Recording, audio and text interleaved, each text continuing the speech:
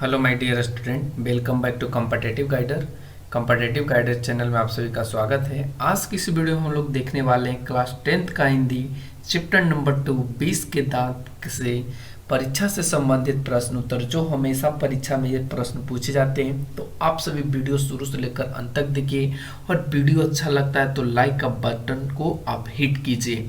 तो चलिए फटाफट से स्टार्ट करते हैं आज की इस वीडियो में। तो फर्स्ट क्वेश्चन आपको यहाँ पे इस तरीके से मिलेगा कि 20 के दांत के लेखक कौन थे? मैं तो खोखा को इंजीनियर बनाने जा रहा हूँ, ये कथन किसका था? थर्ड क्वेश्चन में आपको मिलेगा कि 20 के दांत में मदन किसका बेटा था? 4 में मिलेगा कि 20 के दांत के प्रमुख पात्र कौन है? 5 क्वेश्चन में मिलेगा कि नलिन बिलोचन शर्मा की माता का नाम क्या था? 6 में आपको मिलेगा सेन साहब खोखा में कैसे संभावनाएं देखते थे? 7 में आपको मिलेगा कासू और मदन के बीच झगड़े का कारण क्या था? फिर उसके बाद से 8 क्वेश्चन में 20 के दांत समाज के किस वर्ग की मानसिकता उजागर करती है? 9 में मिलेगा मदन किसका पुत्र था? 10 में मिलेगा स्वास्थ्य लाभ के लिए पुत्रियों को क्या सिखाया गया था? 11 क्वेश्चन में मिलेगा कि सेन साहब की नई मोटर कार किस रंग की थी? 12 क्वेश्चन में आपको मिलेगा कि सेन साहब की नई मोटर कार कितने की थी? फिर उसके बाद 13 में मिलेगा खोखा किन मामलों में अपवाद था? तो इस इतने प्रश्नों का उत्तर आपको इस वीडियो में मिलेगा। तो आप सभी शुरू से लेकर अंत तक देखिए, और जो भी डाउट होता है कमेंट सेक्शन में जरूर से जरूर पूछिए। तो चलिए फटाफट से बात कर लेते हैं। फर्स्ट क्वेश्चन है कि 20 के दांत के लेखक कौन है? तो इसका सही जवाब होगा नलिन बिलोचन शर्मा है इसके लेखक।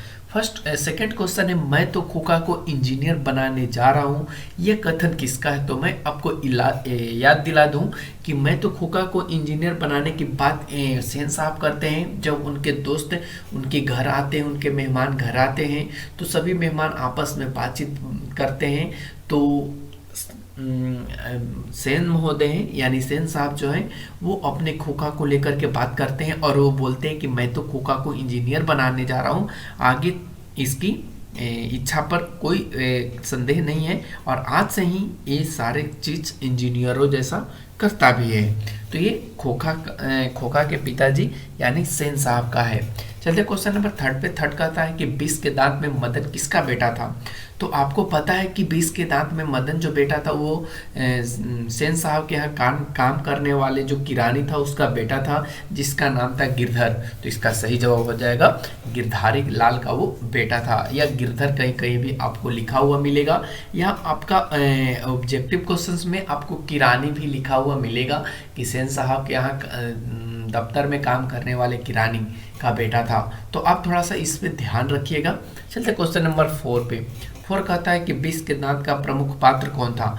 तो आपको बता दें कि इस कहानी में 20 के दांत का जो प्रमुख पात्र था वो गिरधारी का बेटा मदन ही था, क्योंकि इस कहानी में जो नया मोड़ आता है वो मदन के चलते ही आता है। जैसे कि फर्स्ट में उसने जो सोफर से लड़ाई किया, और उसके बाद वो सेन साहब के नज़रों में गड़ गया। उसके बाद वो अपने पिताजी से बहुत मार खाता रहा, और लास्ट में वो सेन साहब के बेटे यानी कासू का भी उसने दो दांत तोड़ डाला था, जिसके वजह से वो इस कहानी का प्रमुख पात्र बन गया। चलते हैं क्वेश्चन नंबर 5 पे। 5 क्वेश्चन कहता है यहाँ पे नलिन बिलोचन शर्मा की माता का नाम क्या था? तो नलिन बिलोचन शर्मा के जो माता का नाम था वो रत्नावती था। चलते क्वेश्चन नंबर 7 पे। 6 कहता है कि सेन साहब खोखा में कैसी संभावनाएं देखते थे? तो सेन साहब जो कासू के पिताजी थे, वो बचपन से ही उसे इंजीनियर बनाना चाहते थे, और इस तरह की संभावना वो उसमें देखते भी थे, क्योंकि जो खोखा था वो काफ़ी शरारती था। वो जब सेन साहब के कार का हेडलाइट या कांच वगैरह तोड़ देता था, तो सेन साहब इंजीनियर की संभावनाएं देख करके उसे नज़रअंदाज कर देते थे। चलते हैं, तो इसका सही जवाब हो जाएगा इंजीनियर बनने की। क्वेश्चन नंबर 7 कहता है कि मदन और कासू के बीच झगड़े का कारण क्या था? तो इन दोनों में झगड़े का जो कारण बना वो लड्डू को नचाना बना, क्योंकि यहाँ पे जो सेन साहब का बेटा था वो बड़े बाप का बेटा था, और जो कासू था जिसको मदन कह सकते हैं, मदन जो था वो एक गरीब यानी सेन साहब के यहाँ दफ्तर में काम करने वाले किरानी का बेटा था, एक मजदूर का बेटा था। तो उसके पास खेलने के लिए कोई सामान नहीं था, तो वो आवारा लड़कों के साथ वो गली में लट्टू नचाया करता था। और उसी को देख करके जो कासू था उसका मन मतलब मचल गया लट्टू नचाने के लिए, जिसके बदले वो लट्टू नचाने की बात करी। क्यों?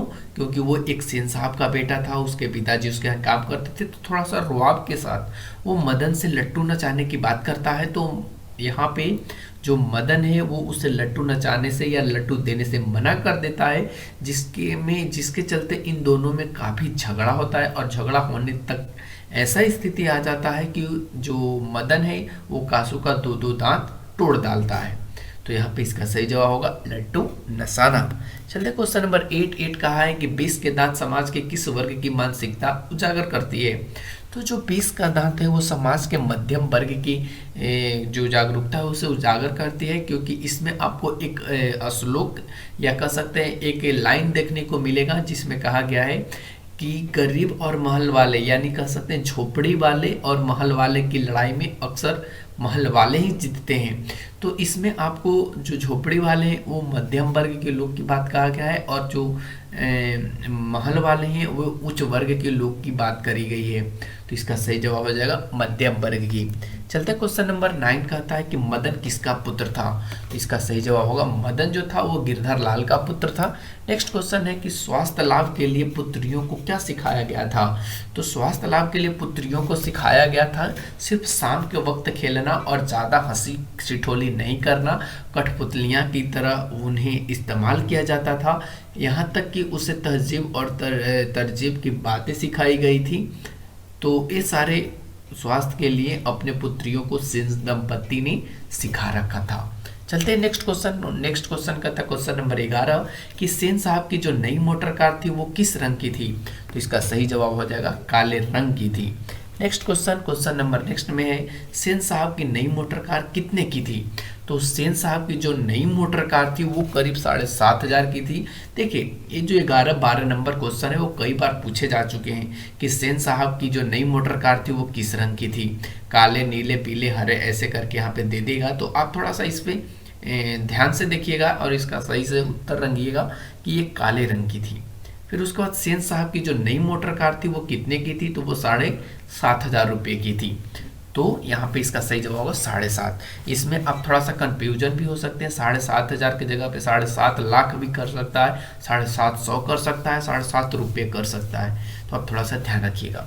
नेक्स्ट क्वेश्चन यहाँ पे 13 नंबर जो कहता है वो कहता है कि खोखा किन मामलों में अपवाद था। तो इसका सही जवाब होगा खोखा प्रकृति के नियमों का अपवाद था, यानी जो भी प्रकृति ने नियम बनाया था उसका वो अपवाद था, क्योंकि सेन दंपत्ति उसे बहुत ही लाड़ प्यार में रखा करते थे। तो इसका सही जवाब होगा प्रकृति के नियमों का अपवाद था खोखा।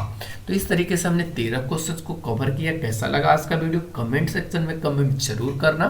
Thanks for watching, take care, bye bye.